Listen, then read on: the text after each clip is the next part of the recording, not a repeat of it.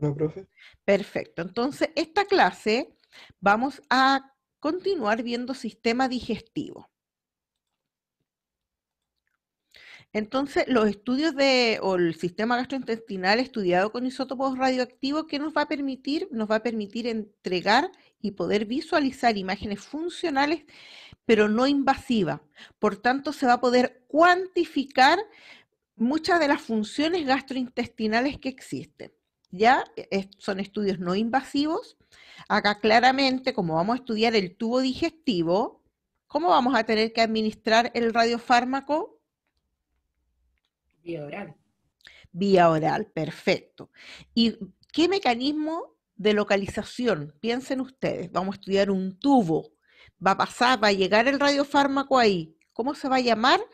Ese mecanismo de localización principalmente del tubo digestivo. Hay otros, pero el principal para estudiar el estómago, los intestinos. ¿Cuál sería el mecanismo de localización? El esófago. Profe, no recuerdo el nombre exacto, pero es con algo de compartimento. Muy Sí, bien, compartimento. localización compartimental, que era la idea era que, ¿no es cierto?, se administra el radiofármaco y muestra, queda dentro de estas zonas y no tiene que pasar, ¿no es cierto?, las paredes de este sistema. ¿Ya? Muy bien. Localización compartimental. Bueno, los primeros órganos que vamos a estudiar, ¿no es cierto?, en el estudio del sistema digestivo son las glándulas salivales. Tenemos la parótida, la submaxilar o la submandibular y la sublingual. Son 3 pares de glándulas. Entonces, son estas 3 pares de glándulas que son los pares de glándulas mayores que hay, y la función de estas glándulas es principalmente producir y secretar saliva. Más o menos se dice que entre 1 litro a 1,5 litros se produce y se secreta saliva en 24 horas. Estas glándulas tienen diferentes o son de diferente tipo. Tenemos las parótidas, no sé, que son las más grandes, que son de tipo seroso y están encargadas del 25% de la secreción de saliva, del total de la secreción de saliva que tiene un individuo. Las submaxilar, que son de tipo seromucoso, están encargadas del 70% de la secreción de saliva. Y las sublinguales, solo casi de un 5%. Por tanto, las glándulas sublingual prácticamente no se observan.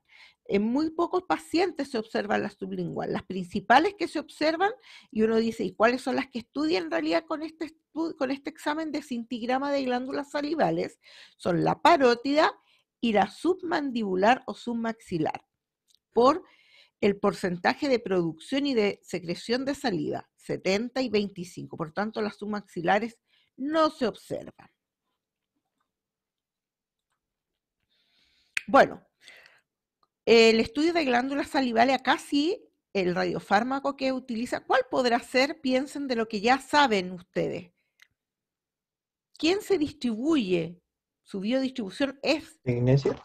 el tecnesio 99 metestable, el pertecnetato de sodio, ¿no es cierto? Lo que eluimos, lo que obtenemos de nuestro eluido. Entonces uno habla en forma general, no dice el pertecnetato de sodio, sino que uno habla el tecnesio, ¿cierto? Entonces, este es un estudio morfológico, vamos a poder ver la anatomía, la morfología de las glándulas salivales y además funcional, nos va a permitir determinar cuánto están funcionando las glándulas. ¿Están funcionando bien? ¿No está funcionando? Por eso es morfológico funcional o anátomo funcional también se dice. Se basa, ¿no es cierto?, en que las glándulas salivales, debido a la biodistribución del pertecnetato, va a captar este radiofármaco, se va a concentrar y el radiofármaco y va por la biodistribución y se va a incorporar este pertecnetato en los conductos intralobares y luego va a ser secretado. Va a ser igual como la saliva, va a ser captado y va a ser secretado en la boca. ¿Ya? Va a formar parte, va a ser, ¿no es cierto?, va a seguir el mismo camino de la saliva. ¿Cuándo está indicado? con pacientes y ustedes cuando les llegue una orden de cintigrama salival, las posibles causas por cuales le piden el examen al paciente va a ser por el síndrome de Sjögren, ¿no es cierto? Este es un diagnóstico que indica el grado de alteración funcional que tienen las glándulas salivales. ¿Por qué? Porque se producen inflamaciones.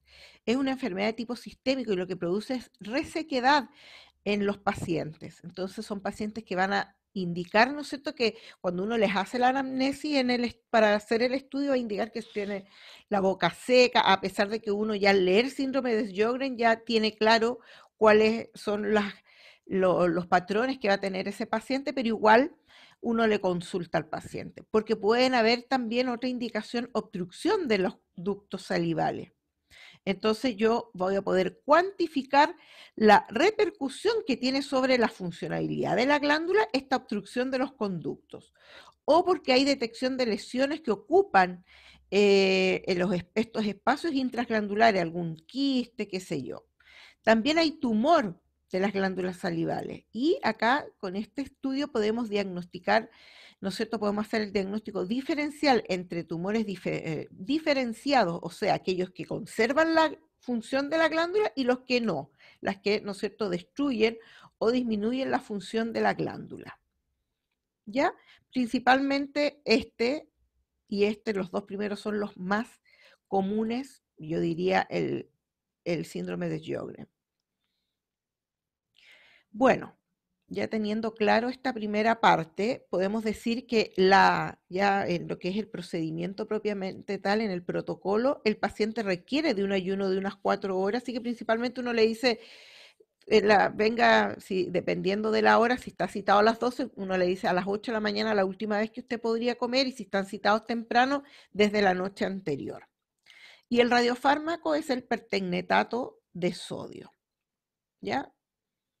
La dosis 10 milicurí y esto se administra vía intravenosa bajo cámara, porque la idea es inmediatamente observar la captación del radiofármaco en las glándulas salivales, ¿ya?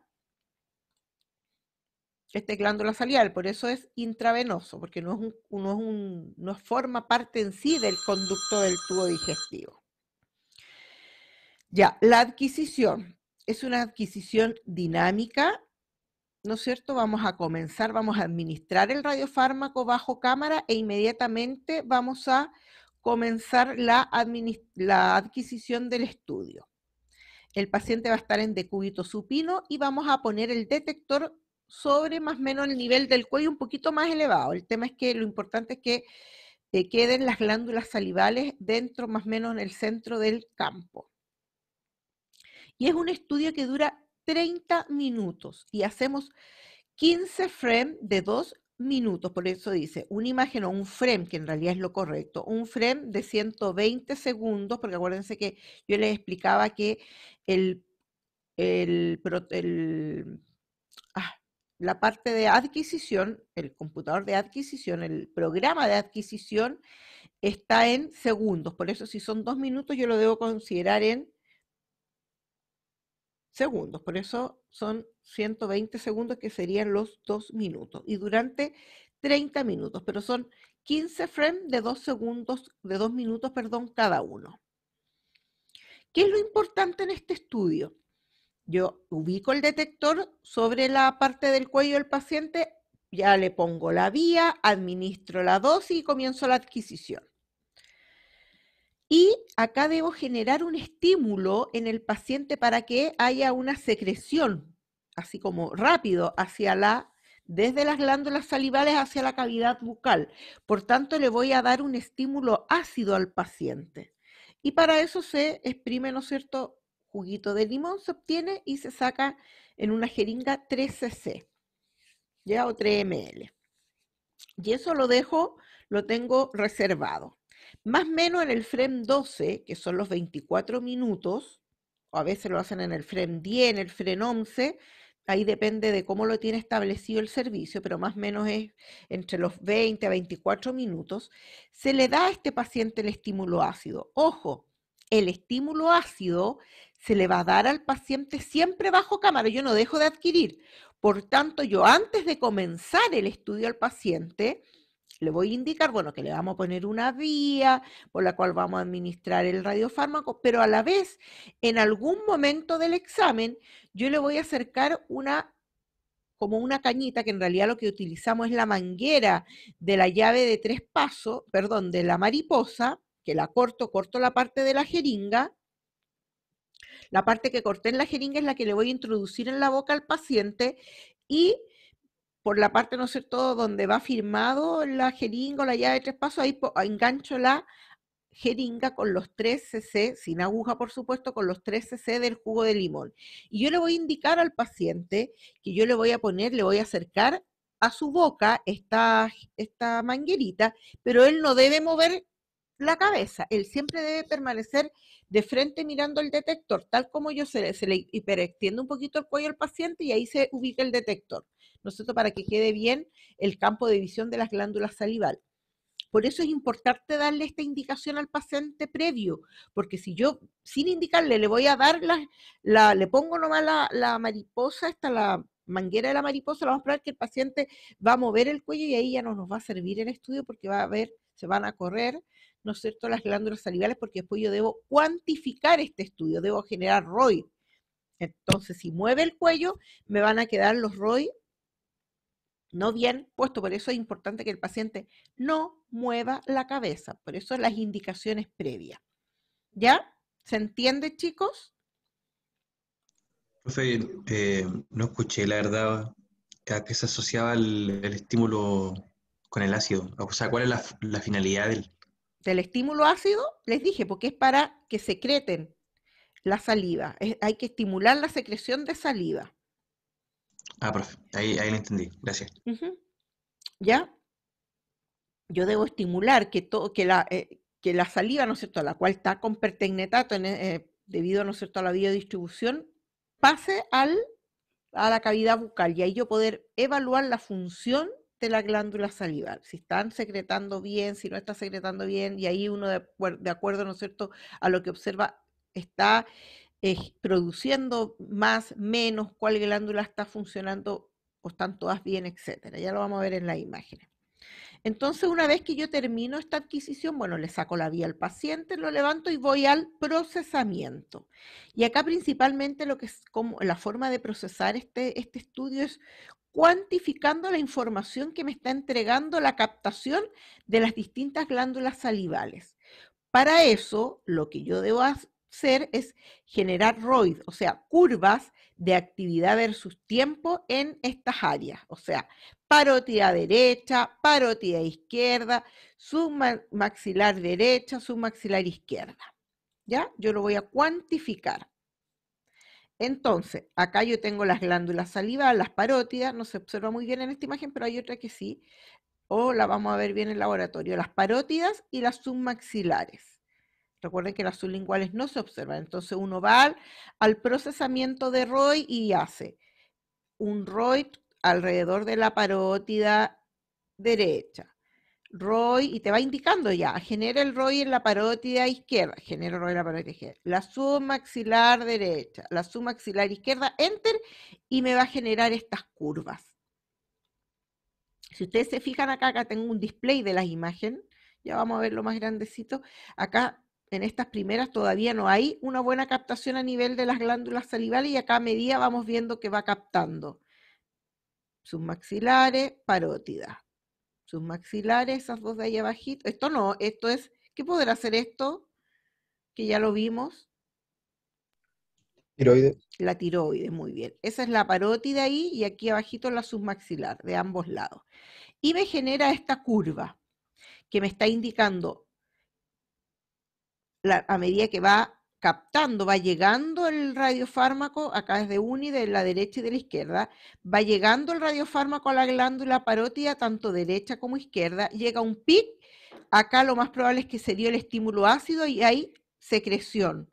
Entonces acá hay una salida o una pérdida de actividad en la glándula, porque acuérdense que esta curva es actividad versus tiempo, y esto acá me está indicando el estímulo ácido que salió, ¿no es cierto?, el radiofármaco desde las glándulas salivales, y eso es, ¿no es cierto?, este tipo de curva es de un examen normal, donde se generó la captación, llegó a un máximo en la captación y luego, ¡pum!, salió. Se fue todo hacia la cavidad bucal, la actividad. ¿Por qué? Por el estímulo ácido. Por tanto, en los pacientes normales la interpretación que yo le voy a dar es, ¿no es cierto?, observar una fase de vascularización y de captación simétrica en ambas parótidas. Acá es simétrico en ambas parótidas, acá igual en ambas submaxilares. Luego se va a producir la fase de vaciamiento y excreción, ¿no es cierto?, debido al estímulo ácido. ¿Ya? Esta es una imagen normal, unas curvas normales de actividad versus tiempo en un estudio de un paciente de glándulas salivales que está normal. ¿Alguna duda?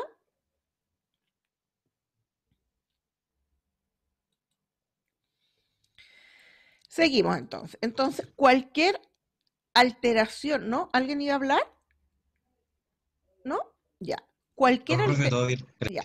Cualquier alteración que haya en la captación va, ¿no es cierto?, de este isótopo me va a demostrar, ¿no es cierto?, si hay alguna patología. Puede ser el tumor de Warthin, que es un tumor exclusivo de las parótidas. Y este tumor tiene un patrón característico de observación en los cintigramas tiroideos, porque este tumor de Warthin, de las parótidas, lo que hace es se ve hipocaptante al comienzo, cuando yo recién hago el estudio, estoy en las primeras frames del estudio, y al final lo observo hipercaptante, ¿ya? También existen tumores metastásicos, o a veces quistes o abscesos, y estos por lo general se van a ver fríos o hipocaptante en toda la alteración. Esa es la diferencia con el tumor de Warthin. Espérenme déjenme ver un poquito porque hay alumnos, ya, ahí los ingresé. También pueden haber litiasis agudas, ¿no es cierto? Y puede ser normal la incorporación del radiofármaco, ¿no es cierto?, con un retraso o simplemente ausencia en la excreción. O sea, puede haber una captación normal en algunas litiasis se produce captación normal del radiofármaco. Yo voy a ver captante a las glándulas salivales, pero sin excreción. ¿Ya? ¿Por qué? Porque puede haber una obstrucción. Esa litiasis puede estar generando una obstrucción, ¿no es cierto?, total de la salida del radiofármaco o de la saliva hacia la cavidad bucal. Y en el síndrome de Sjögren, lo que se observa, ¿no es cierto?, o lo que vamos a observar es una disminución de la captación del radiofármaco en forma asimétrica, ¿ya? Y retraso en la excreción. Ahora, ¿de qué va a depender? Va a depender del grado de la enfermedad. Entonces, en el síndrome de Sjögren, por lo general, hay disminución de la captación, ¿ya? Con retrasos de excreción. Y lo poco que capta se elimina muy lentamente. En las litiasis, por lo general, bueno, esto es en litiasis aguda, puede haber normal, ¿no es cierto?, la captación, pero retraso en la excreción, o sea, en la eliminación. ¿Ya? Y en litiasis crónicas, muchas veces se produce una atrofia de las glándulas. Por tanto, hay ausencia o muy disminuida la fase de captación, de incorporación. A eso se refiere la fase de incorporación, es la fase de captación. No vamos a ver captación en las glándulas. Los tumores, ya dijimos, se observan como zonas frías, totalmente no capta ahí en esa zona. Pues alrededor de la glándula sí, pero la zona que está con el tumor no va a captar. Y el de Warthin, que tiene este patrón característico hipocaptante al comienzo esa zona del tumor y después al final vemos que esa zona se produjo captación. Claramente todo esto se debe analizar con la clínica del paciente. Por eso siempre yo insisto que la anamnesis que ustedes hagan es fundamental. Acá vamos a observar, perdón. Ya. Que pueden haber alteraciones en el cintigrama de glándula salival. Acá tenemos una alteración severa. ¿Qué pasó acá? Vemos, ¿no es cierto?, que llegó, hay captación, no mucha, pero hay captación, poquita, y ahí queda. captó muy poco, y si lo observamos y lo comparamos y analizamos hacemos una valoración visual, vemos, porque casi no hay captación, muy poquito, casi background nomás, y acá no hay captación. Entonces acá hay una captación muy disminuida de todas las glándulas, y claramente fue tan poquita que la excreción es escasa, ¿ya? Acá debe haberse producido el estímulo ácido y apenas, miren, apenas está disminuyendo. Son muy aplanadas estas curvas, ¿ya? Por tanto, acá hay una alteración severa, acá hay una alteración funcional severa de las glándulas salivales. Así es la imagen característica de la curva que me está indicando una alteración severa. Y si lo comparo con la imagen, veo solamente tiroides, pero miren, casi no veo glándulas salivales. Por tanto, es muy poquito, esta curva es muy baja, es muy planita, aquí nomás, a este nivel quedó. Acá podemos ver una alteración leve a moderada, ¿ya? Se observa, ¿no es cierto?, una captación glandular disminuida, pero se ve, miren, algo yo veo ahí de captación, pero muy disminuida. Si yo la comparo con la captación de la tiroides, es mucho inferior y debería ser al revés. Ahí se produce una escasa excreción al momento del estímulo ácido. Hubo captación, si yo comparo esta con esta, hay más captación en esta. Si ustedes ven, ustedes pueden ver que acá se produce algo de captación y respuesta al estímulo ácido, ¿ya? Por tanto, las curvas, el perfil de estas curvas son similar al normal, aunque en menor altura. Recuerden el normal. ¿Se fijan? Mayor altura, acá este conserva, ¿no es cierto? Pero miren, desde donde comienza la captación, la altura es mucho menor. ¿Ya? Sobre todo acá lo podemos observar más que en las parótidas, en las submaxilares. Las parótidas, hay una parótida que está, ¿no es cierto? La parótida derecha, aunque no se observa bien acá, pero acá lo estamos viendo que hay mayor captación de la parótida, miren ahí, en comparación con la izquierda. Esta es la derecha, este puntito que se ve, y esta es la izquierda. Y acá, ¿no es cierto?, tenemos un estudio normal, donde es simétrica en ambas glándulas, la fase de captación, y luego, ¿no es cierto?, simétrico igual la fase de perfusión, de excreción, perdón.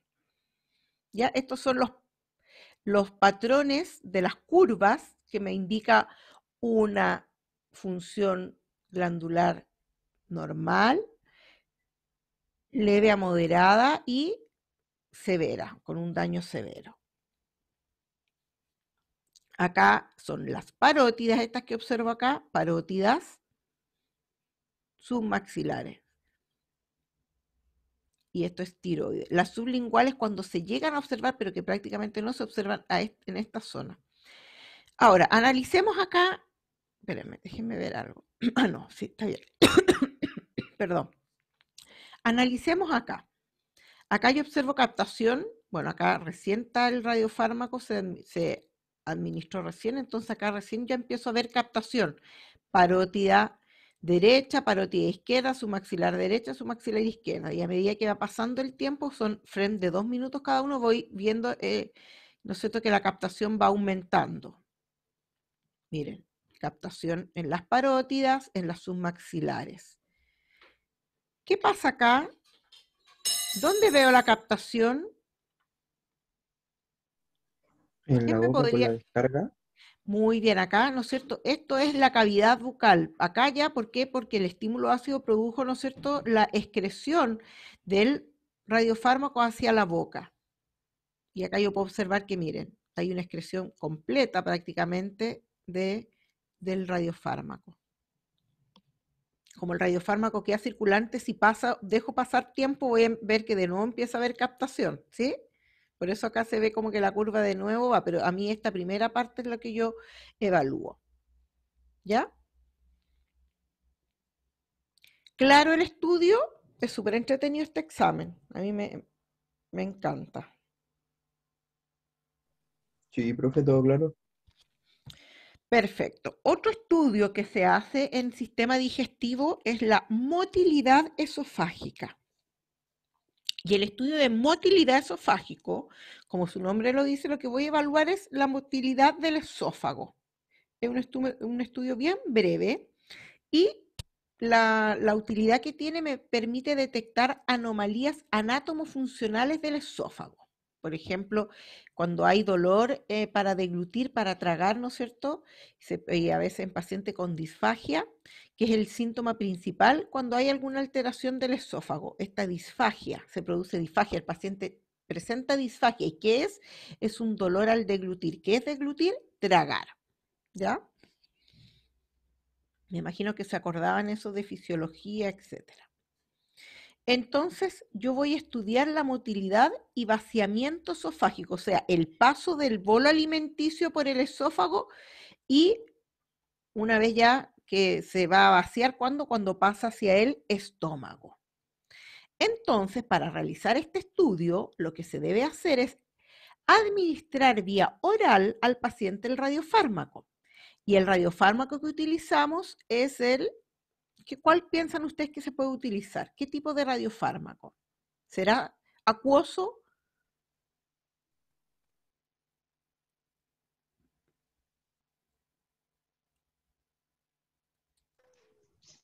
¿Será más No con sé. algún grado de partícula más viscoso? ¿Cómo piensan ustedes?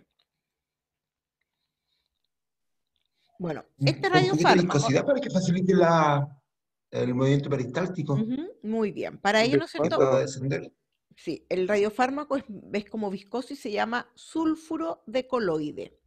El sulfuro de coloide marcado con tecnesio 99 metestable. Y si uno al marcar el radiofármaco, acuérdense marcación, cuando yo agrego al radiofármaco el isótopo radioactivo, lo agito, es como un color blanquecino, ¿ya?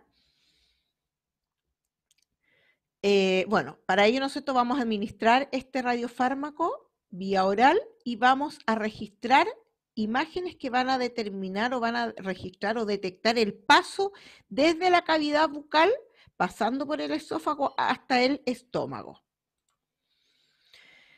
Este estudio tiene una alta sensibilidad y especificidad, ¿ya? Una alta sensibilidad y especificidad. Por tanto, lo normal es observar que el radiofármaco, ¿no es cierto?, desaparezca la actividad en el esófago o un paso del radiofármaco por el esófago y en realidad por cualquier alimento, pero este es el que me va a reemplazar, ¿no es cierto?, a un bolo alimenticio, sea de 10 a 15 segundos. Normalmente ese es el tiempo que se demora el radiofármaco en pasar, ¿no es cierto?, por el esófago. Por tanto, es el tiempo que yo debería detectar actividad a nivel del esófago. Eso es lo normal, 10 a 15 segundos. Pero hay ciertas patologías que retardan, enlentecen este tránsito esofágico que debería durar 10 a 15 segundos, más o menos ese es el margen de normalidad. Entonces, ¿cuáles van a ser las principales indicaciones a las cuales ustedes les van a solicitar este estudio de motilidad esofágica en pacientes con acalasia, con megaesófago, con disfagia, o muchas veces por sospecha de estenosis esofágica, ¿no es cierto? De la estenosis, acuérdense, ¿qué era estenosis? Se los dije la clase pasada, ¿qué era la estenosis? El estrechamiento. Es el cierre de una estructura que No, tiene no el lumen. cierre en sí, sino que una disminución, La estrechez. Como un estrechez, estrechamiento. eso, ahí sí. Estrechez. Muy bien, eso sí. Bueno, para este tipo de estudio también se requiere un ayuno al menos de unas 4 horas y el paciente sí debe suspender todos los medicamentos que alteren la función del esófago, porque muchas veces estos pacientes por las molestias que tienen, el médico ya les dio, ¿no es cierto?, medicamento para tratar de contrarrestar, pero esto tiene que ser suspendido de 24 a 48 horas antes del examen, ya para que no haya ningún factor que esté influyendo en el real funcionamiento del esófago, de la motilidad esofágica o de los movimientos de motilidad esofágica.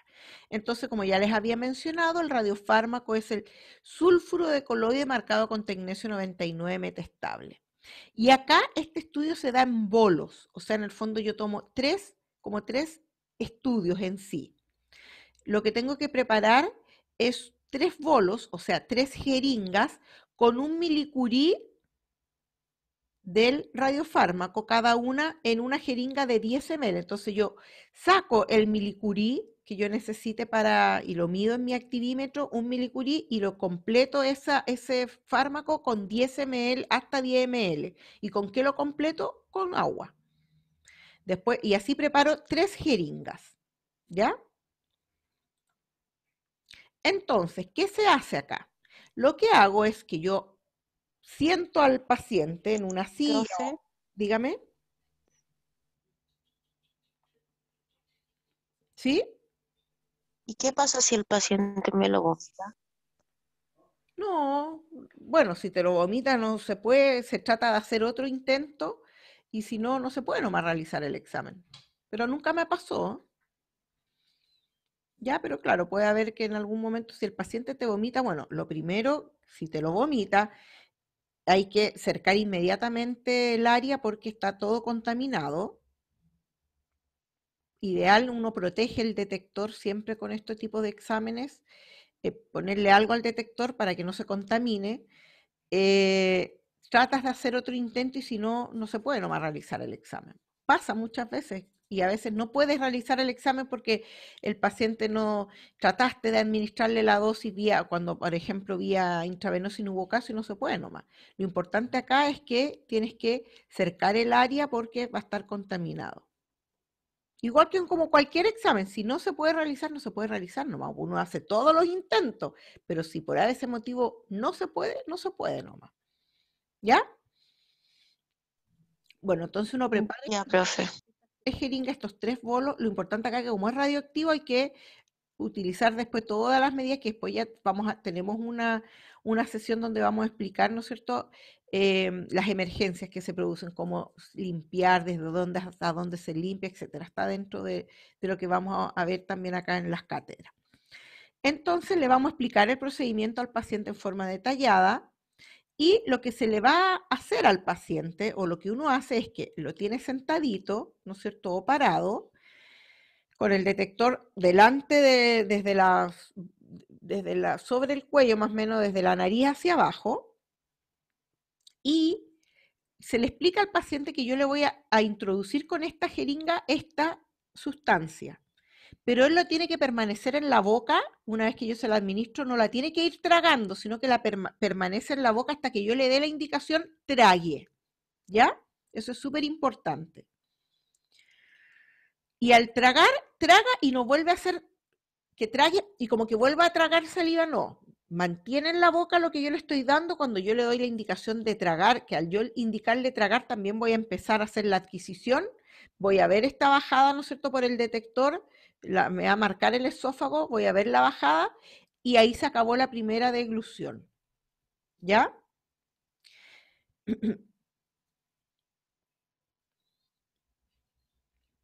Ahora, le hice esa primera deglución, le doy un poquito de agua al paciente para que limpie un poco la zona y procedo a hacer lo mismo.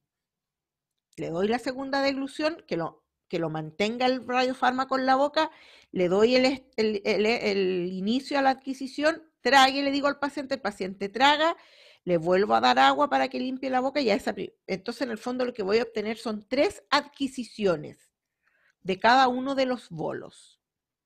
Y lo importante entre bolo y bolo, darle un poquito de agua al paciente para eliminar, ¿no es cierto?, la sustancia radioactiva que queda en la boca y la trague nomás. Entonces, cuando voy a hacer el segundo bolo, esté limpia de actividad la zona. ¿Ya? ¿Se entiende? Entonces, Sí, profe, todo claro. cuando yo vaya a hacer la adquisición de cada uno de los bolos, ¿qué voy a hacer? Bueno, voy a tener un estudio dinámico.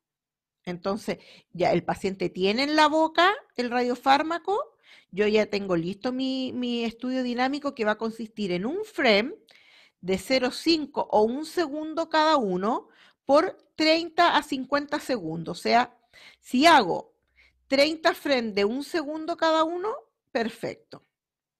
O puedo hacer 30 frames también de 0,5 segundos y sería muy poco. Ahí tendría que hacer 50 frames de 0,5 segundos, porque tiene que ser más de 20 segundos lo que tiene que durar todo en la adquisición.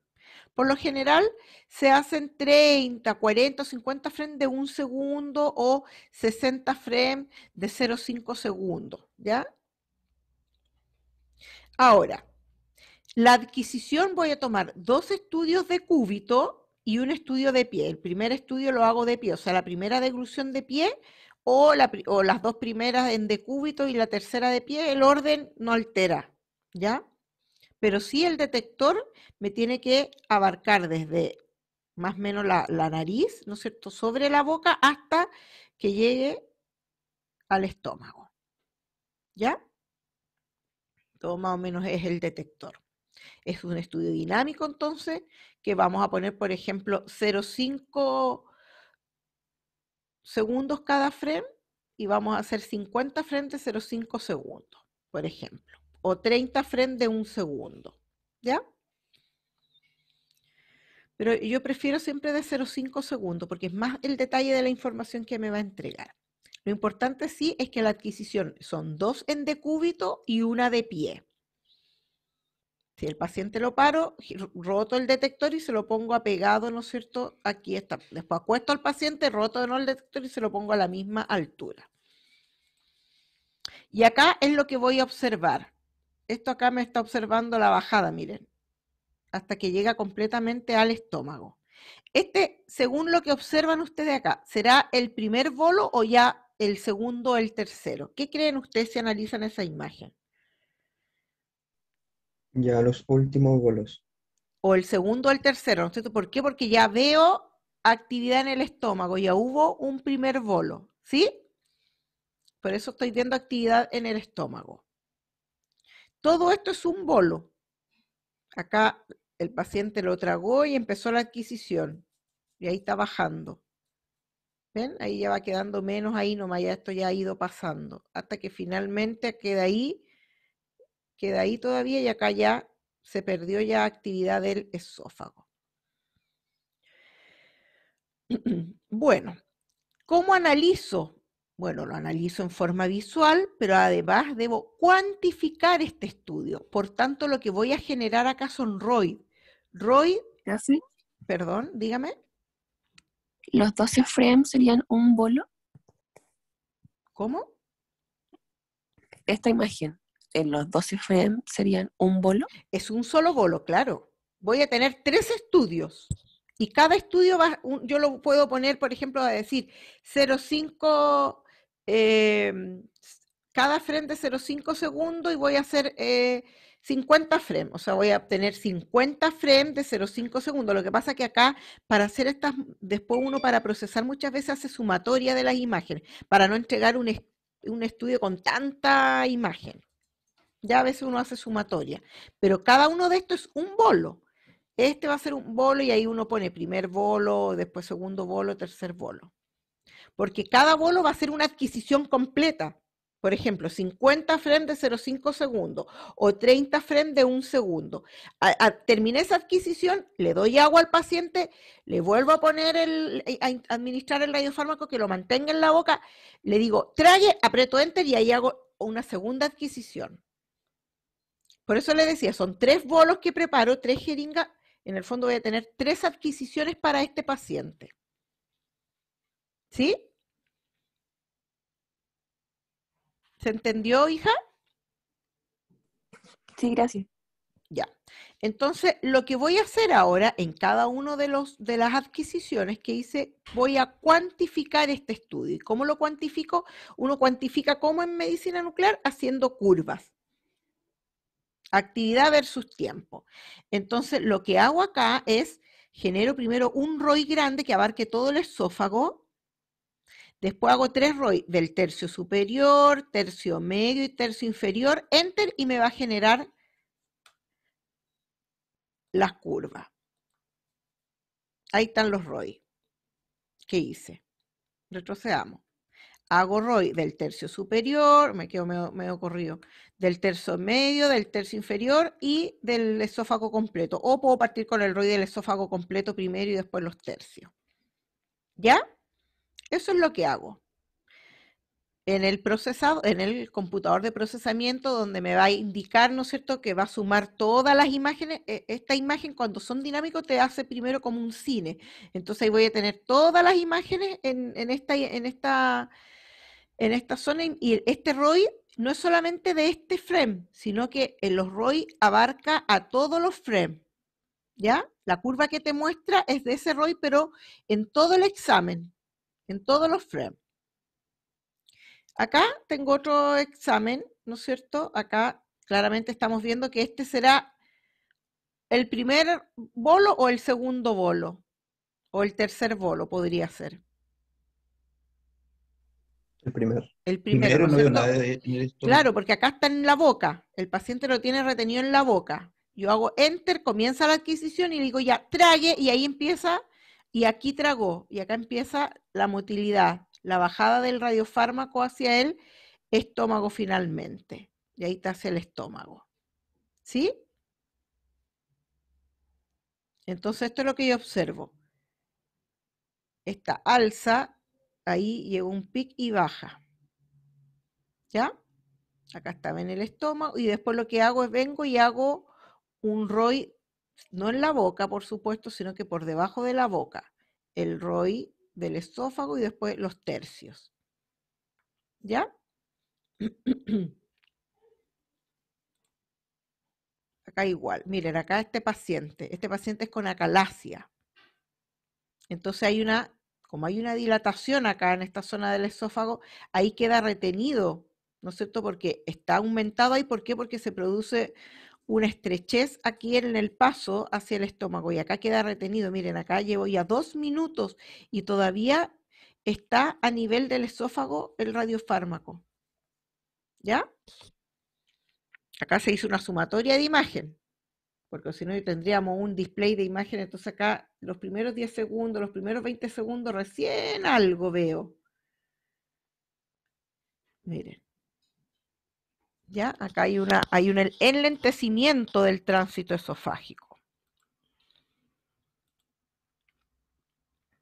Acá tengo un paciente con un tránsito esofágico normal. Mira, acá está el bolo, lo deglutió y el tiempo fue más o menos de 11 segundos que se demoró. En cambio acá, el paciente lo tragó y mira, se queda ahí como atrapado.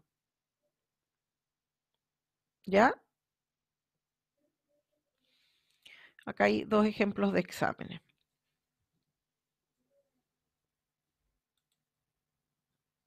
Un paciente normal entonces va a tener un pic en el esófago completo y de luego va a disminuir. En la acalasia hay un aumento, pero queda retenido. Miren, queda retenido el radiofármaco.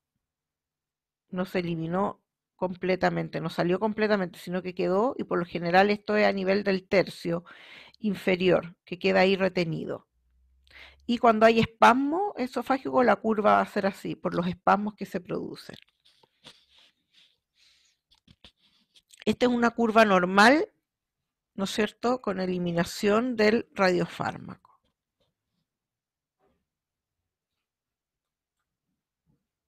¿Dudas sobre la motilidad esofágica? Son exámenes bastante simples, no tienen mayor complejidad. No sé por qué pueden haber espasmos. Patologías que puedan producir espasmos. Hay patologías que producen enlentecimiento, hay patologías que producen espasmos, ¿no es cierto?, a nivel, y son pacientes que muchas veces por los espasmos como que no sienten, como que no tragan el alimento, y el alimento sube y baja y se queda en el esófago un buen rato, en los distintos tercios del esófago. Llega abajo y después los espasmos producen que se vuelva hacia arriba el paciente, y muchas veces estos pacientes presentan como sensación de reflujo, pero en realidad no es un problema del reflujo, sino que de estos espasmos que tiene el esófago. Son alteraciones en el movimiento que pueden deberse a patologías hasta neurológicas.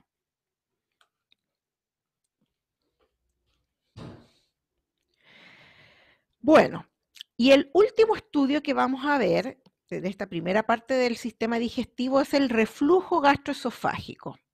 Y acá se produce este reflujo porque hay una relajación transitoria del esfínter que se asocia con la, ¿no es cierto?, que no se asocia, no hay como una asociación entre la deglución y la relajación del esfínter, o la contracción del esfínter. Por tanto, y es típico este examen en niños. En las guaguas es muy típico, ¿no es cierto?, chiquititos, de 3 meses, 4 meses, que lleguen, ¿no es cierto?, por solicitud de reflujo gastroesofágico. También en adultos hay, pero principalmente se lo tomamos a los niños. Entonces, este estudio se realiza, ¿no es cierto?, en la región esofágica, una vez que ya se le dio una ingesta al paciente, por lo general a los niños de su propia leche, se les da su leche, a la cual se le administra sustancia radioactiva para poder tener, ¿no es cierto?, visualizar cómo es el paso de esta leche que llega al estómago y después, ¿no es cierto?, nuevamente se regresa hacia el esófago. Es un procedimiento no invasivo muy sensible, yo diría que es el más sensible para detectar el reflujo y que además lo importante es que tiene muy baja radiación para el paciente. Acá lo que se produce es una plétora gástrica. ¿Saben lo que es la plétora gástrica? No. Es que vamos a producir un llene en el estómago del alimento del niño. Lo vamos a dejar el estómago bien lleno de leche y luego vamos a hacer la adquisición para ver si el esfínter, ¿no es cierto?, entre el estómago y el esófago se mantiene cerrado, porque eso es lo que debería mantenerse. Solamente ese esfínter se relaja cuando hay deglución para que el alimento pase, pero una vez que no hay deglución, ese esfínter debería mantenerse siempre cerrado. Entonces la principal indicación es reflujo gastroesofágico. Ahora, ojo, muchas veces los niños muchas veces sí, los traen y el papá, ¿no es cierto?, la mamita sospecha del reflujo por los vómitos que tiene el niño.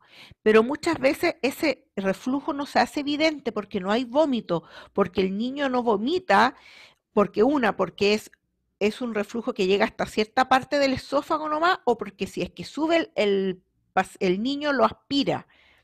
¿Ya? Entonces, muchas veces también te van a solicitar este estudio en niños que han presentado cuadros, ¿no es cierto?, pulmonares y con baja de peso. Entonces, ¿qué pasa? El niño refluye, por tanto ese alimento no lo ingresa, por lo tanto no hay subida de peso, pero ese reflujo que está produciendo, en vez de vomitarlo, se le va hacia los pulmones y es lo que le causa estos problemas pulmonares, neumonía, etcétera. ¿Ya? Entonces, bueno, la indicación es el reflujo gastroesofágico. Muchas veces esto se lo hacen tanto para detectar el reflujo como también para evaluar luego del tratamiento de reflujo, ¿ya?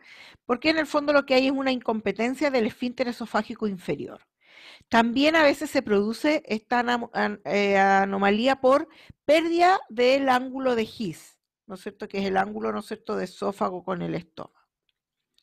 ¿Cómo es la preparación del paciente? También 4 horas de ayuno, suspender todos los medicamentos que sean para el reflujo, lo mismo que para motilidad. No puede haber nada que me esté alterando y que me vaya a salir alterado y no el resultado del examen. Y no haberse realizado ningún examen radiológico con contraste, o sea, que no le hayan administrado contraste al paciente en las últimas 48 horas. Va a ser igual el sulfuro coloide marcado con tecnesio 99 metastable. Cuando se le hace adulto, por lo general, se le da el medicamento, el radiofármaco, perdón, con jugo de naranja, y en los niños con su fórmula láctea, ya sea materna o la artificial, ¿no es cierto?, la leche artificial. La idea es que yo voy a producir una plétora gástrica, por tanto, si el niño toma de leche 200 cc, lo que hago es darle los 200 cc. Y en el adulto, por lo general, un vaso grande de unos 250 cc, con eso es suficiente. ¿Ya? Es vía oral, entonces lo que se hace es yo saco la dosis, los 3 milicurie en el adulto o 1 milicurie en el niño, se lo doy lo saco en una jeringuita de unos 10 cc, ya sea con la leche o con el jugo de naranja, la dosis que corresponda, y se la introduzco en la boca resguardando. Esto es en la sala de adquisición o en la sala, en el laboratorio donde se administra las dosis. Acá no necesito tenerlo bajo cámara, ¿ya? A pesar de que es un estudio dinámico, pero la administración no es inmediata, la administración ni la adquisición. Yo le doy estos en una jeringuita de unos 5 o 10 ml, le introduzco el radiofármaco mezclado ahí con su alimento, ya sea el jugo de naranja o la leche, y luego le doy el vaso. No es que en todo el vaso de los 250 cc en el adulto le voy a mezclar el jugo, no.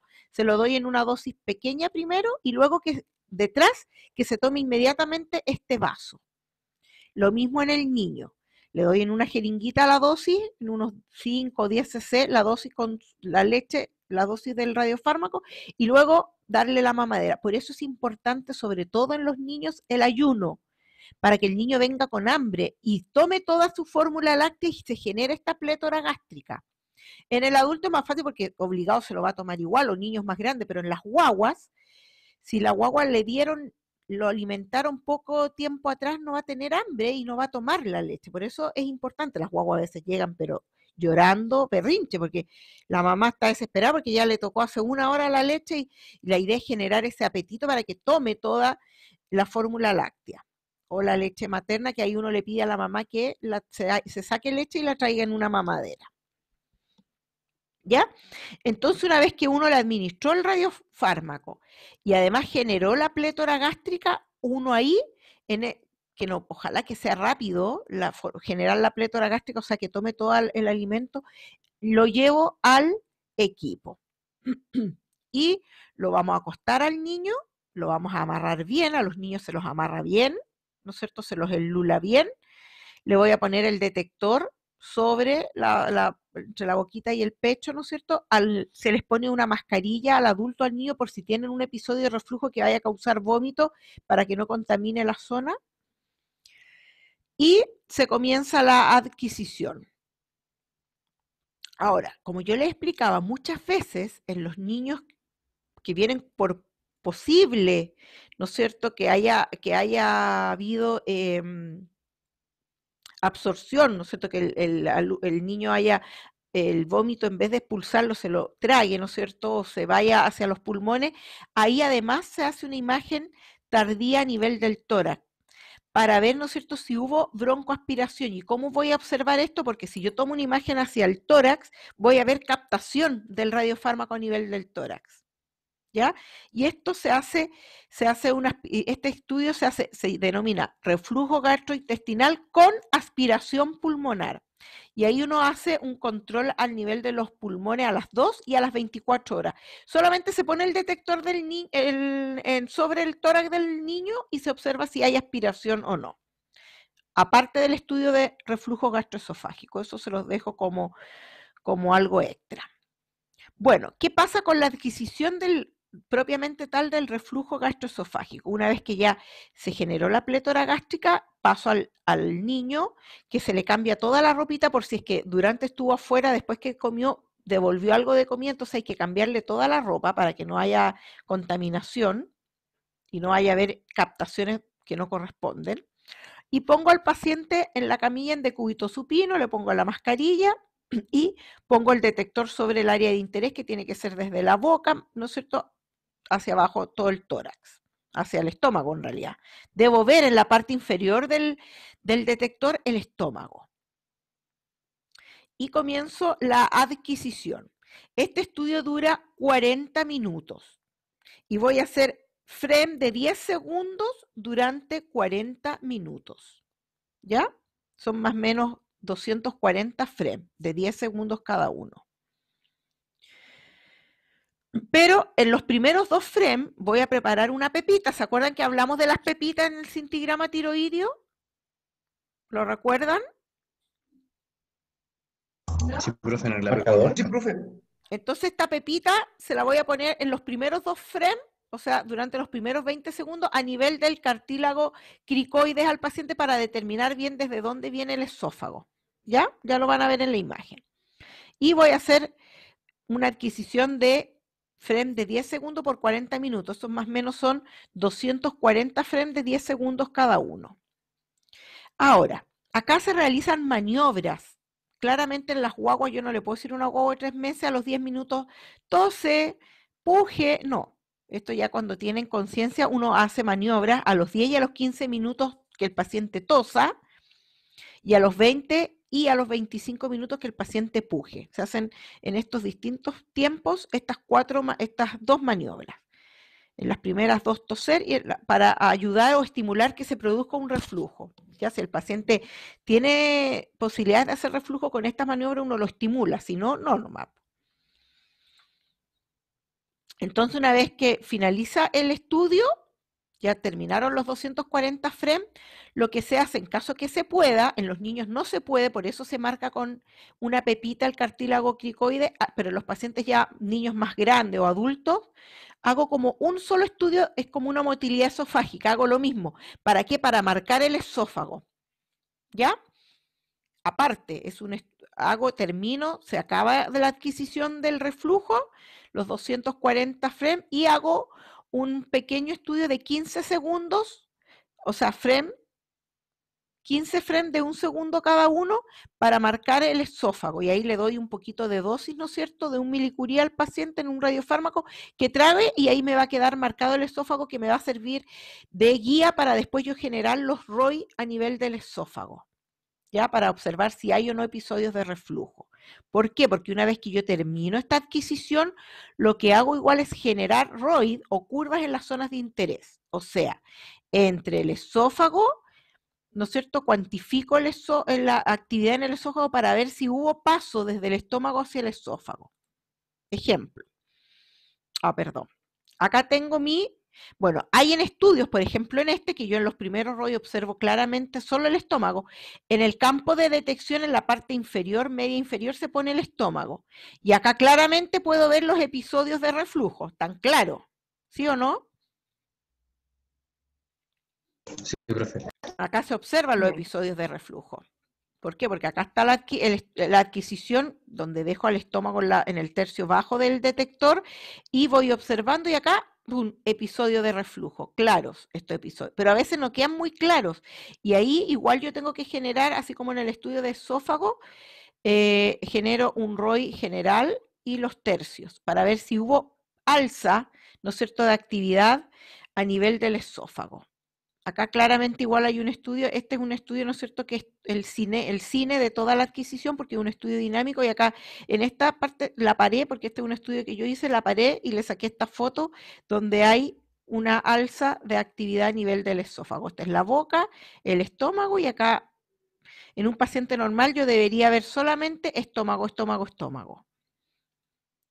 Ya vamos a ver más imágenes de estas, las van a ver, ¿no es cierto?, en el laboratorio, con las curvas y todo.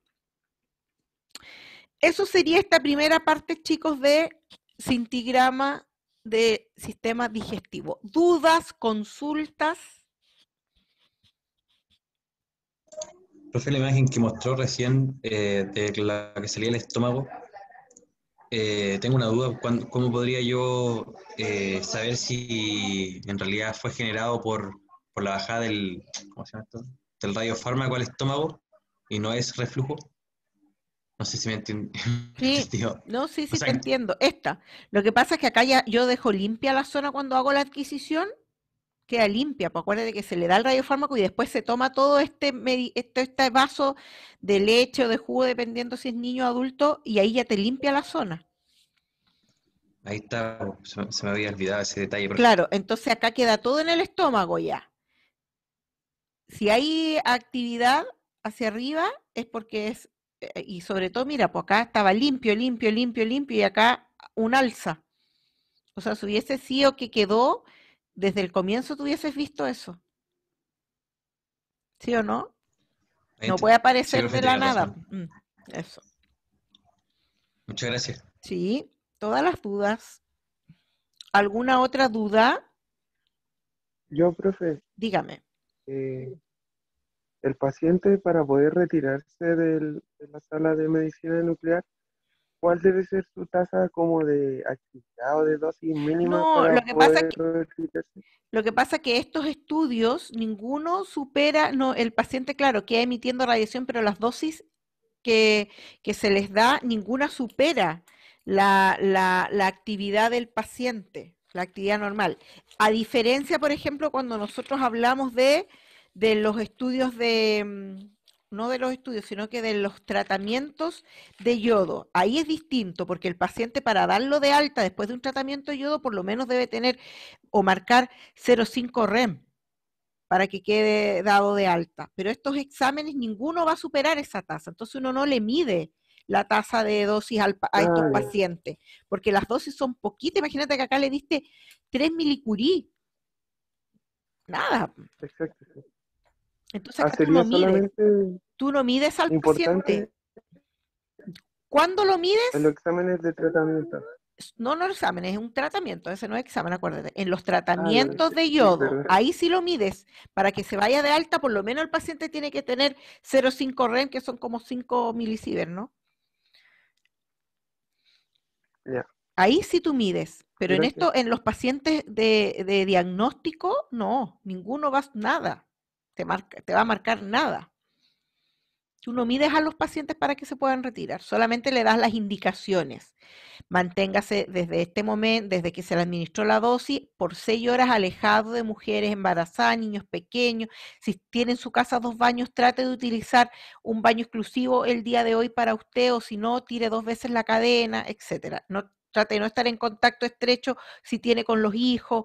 A los hombres muchas veces también yo les digo, hoy día, si vas a tener relaciones sexuales, use condón, ¿no es cierto? Para que no haya posibilidad de embarazo, porque esos espermios van a estar ya sometidos también a toda esta irradiación y podría haberse producido una alteración, etcétera. Pero esas son como las recomendaciones que tú das. Ya, pero no hay una restricción de que se pueda ir o no se pueda ir. Ya, pero siempre si uno les Ya, da profe. desde el momento hasta 6 horas más, mantenerse alejado en todos los exámenes, mantenerse alejado de mujeres embarazadas, niños pequeños, a 2 metros de distancia, ya están protegidos, etcétera. Profe, Dígame, los ROI se generan a nivel del esófago y de la ¿para qué cavidad. estudio? Para este del reflujo No, gastroesofágico. solamente a nivel del esófago. Ay, Por eso es importante en los niños marcar con el cartílago cricoide, porque de ahí hacia abajo estaría el esófago como referencia, y en los adultos marcar el esófago, y ahí uno contrasta las dos imágenes y ahí genero mis ROI. Igual que para la motilidad, un ROI de todo el esófago y de los 3/3. En las imágenes preparadas para el laboratorio está igual esa explicación, así que ahí lo van a ver con Camila. Yo las tengo armadas así, para que las puedan ver. Dígame.